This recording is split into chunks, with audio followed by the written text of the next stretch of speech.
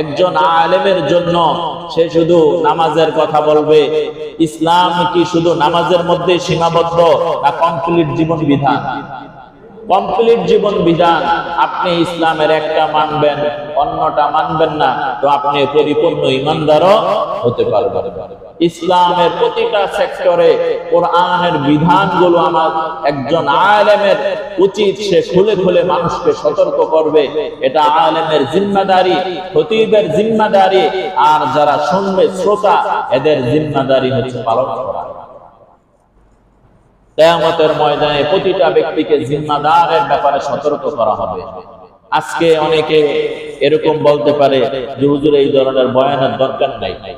এমন অনেক ওয়াজ মাহফিলে আমরা এমন শুনি, ইমাম বক্তাকে চিঠি দেওয়া হয়, বক্তাকে চিঠি দেওয়া হয় আর বলা হয় যে কোরআন হাদিস থেকে বলেন। বক্তা বয়ান করতেছে সুদের বিরুদ্ধে, আর বক্তাকে চিঠি দেওয়া হয় কোরআন হাদিস অনুযায়ী কি বলেন, কথা বলেন। মানে কথা তো ওনার গায়ে লাগতেছে, এ কারণে বলে কোরআন হাদিস অনুযায়ী কথা বলেন। তো কোরআনে তো এই হারাম সম্পর্কে আলোচনা আছে, তাই তো সে বলছে। একজন মুমিনের তো এখানে জ্বলা কোনো মাকসাদ না, ইহুদি আর কাফেররা জ্বলবে, আর একজন মুমিন এটা তো তার জন্য মলম।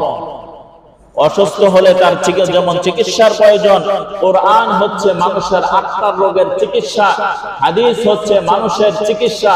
বদ আমলি ব্যক্তিদেরকে আমলওয়ালা বানানোর চিকিৎসার এক নাম্বার মাধ্যম হচ্ছে কোরআন আর হাদিস।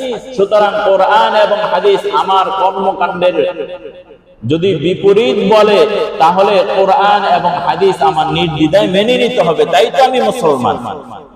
আর কোরআন এবং হাদিস বলছে এমন, আর এটা আমার বিরুদ্ধে চলে গেল, তাহলে এটা আমার আর ভালো লাগে না, আমি এটা আর পছন্দ করি না, তাহলে বুঝতে হবে আমার ঈমানের মধ্যে গাফলতি রয়েছে, আমার ঈমানের মধ্যে কমজোরি রয়েছে। তাহলে ভিতরে ভিতরে তওবা করে মুসলমান হয়ে যেতে হবে। আর যদি কোরআনের কথাগুলো বলা হয়, রাসূলের হাদিসগুলো বলা হয়, আর যিনি বলছেন তার ভিতরে যদি মনে মনে বিদ্বেষ জন্মাইতে থাকে, তাহলে আপনি এটা জেনে রাখেন আপনার ঈমানের মধ্যে দুর্বলতা রয়েছে।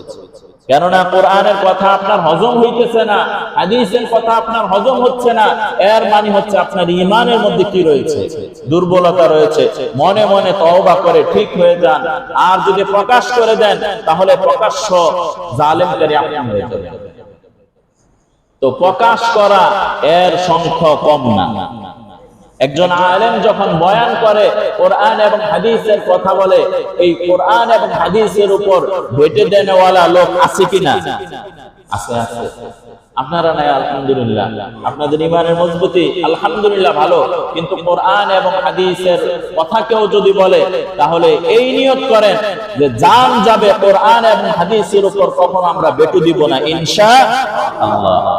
না স্বার্থের জন্য বেটু দিবেন? স্বার্থের জন্য বেটু দিলে কি তাহলে ঈমান থাকবে? কথার কথা, আপনার পীরের মুরিদ, এখন আপনার পীরের এই ধরনের কর্মকাণ্ড যেগুলো কোরআন এবং হাদিস সমর্থন করে না, তো আমি যখন কোরআন এবং হাদিসের পক্ষে কথাগুলো বলবো রেফারেন্স সহকারে, তখন আপনার তো একটু জ্বলবেই, আপনার তো একটু খারাপ লাগবেই। আমল কি? ধৈর্য ধরবেন, সবর করবেন, আর কোরআন এবং হাদিসটা মেনে নিবেন ইনশাআল্লাহ। আপনি যে কোনো রাজনীতির সাথে জড়িত, বাংলাদেশে তো মানুষের চাইতে দল বেশি।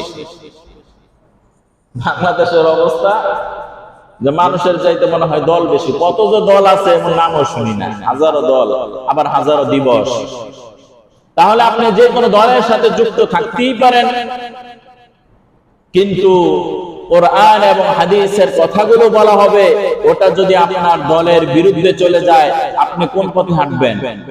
কোরআন এবং হাদিসের পথে আমার হাঁটতে হবে। যদি আমি মুমিন হয়ে থাকি, যদি আমি মুসলমান হয়ে থাকি, তাহলে কোরআন এবং হাদিসের পথেই আমার কি হাঁটতে হবে। তাহলে আপনার নেতার বিরুদ্ধে যে কথা চলে গেল, খারাপ লাগবে না একটু? বলেন না ভাই, নেতার বিরুদ্ধে যে কথা চলে গেল, তাহলে তো নেতার তো খারাপ লাগবে, আর কর্মীর জন্য কি লাগবে? খারাপ লাগবে, এটা স্বাভাবিক। যদি বলেন না হুজুর আমি বিশ্বাস করি আপনার একটু কি লাগবে? খারাপ লাগবে। তো খারাপ লাগলে আপনি ধৈর্য ধারণ করবেন যে আল্লাহ, আমার তো আমার নেতার বিরুদ্ধে কথা চলে যাইতেছে, আমার তো অন্তরে ব্যথা লাগতেছে, কিন্তু আপনি বলেছেন, তো আমি আপনার কথাকে প্রাধান্য দিলাম। এরকম একটা ঈমানের অধিকারী আমাদের কি হতে হবে। বলতেছিলাম আজকের আলোচ্য বিষয় হচ্ছে মানব হত্যা মহাপাপ। এটা কি প্রথম শুনলাম না এর আগেও শুনছি? এর আগেও শুনেছি, আমরা অনেকবার শুনেছি, কিন্তু এটা কতটা পাপ, কতটা ক্ষতি, হয়তো বা এই বিষয়টা আমরা ওইভাবে বিস্তারিত আলোচনা করি নাই, ক্ষতিটা অনুধাবন করতে পারি নাই। এই কারণেই তো আজকে দেশের মধ্যে হত্যাকাণ্ডের কেমন এক হিড়িক পড়ে গেছে। হত্যাকাণ্ড এটা কেন যেন মামুলি ব্যাপার হয়ে গেছে। একটা হত্যাকাণ্ড হওয়ার পর এটার বিচার শেষ হইতে না হইতে আরেকটা হত্যাকাণ্ডের খবর আমাদের কানে এসে যায়, তাই না? কতটা আফসোস আর দুঃখের বিষয় যে একটা হত্যাকাণ্ডের এটা নিষ্পত্তি হওয়ার আগে আরেক হত্যাকাণ্ডের কি খবর আমাদের কানে এসে যায়। তাহলে এই হত্যাকাণ্ড কি জিনে ঘটায় না মানুষই? তাহলে মানুষ হইলেই হয় না, মানুষের মধ্যে মনুষ্যত্ব থাকতে হয়। মানুষ হলেই হয় না, মানুষের মধ্যে মনুষ্যত্ব থাকতে হয়।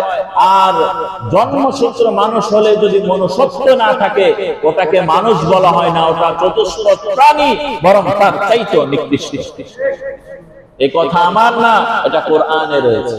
বলতেছিলাম আজকের আলোচনা হয়তো বা অনেকের একটু খারাপও লাগতে পারে, তো আগে থেকে কি নিয়ে নেন, প্রস্তুতি নিয়ে নেন, যেন দিল কি না হয়, খারাপ না হয়।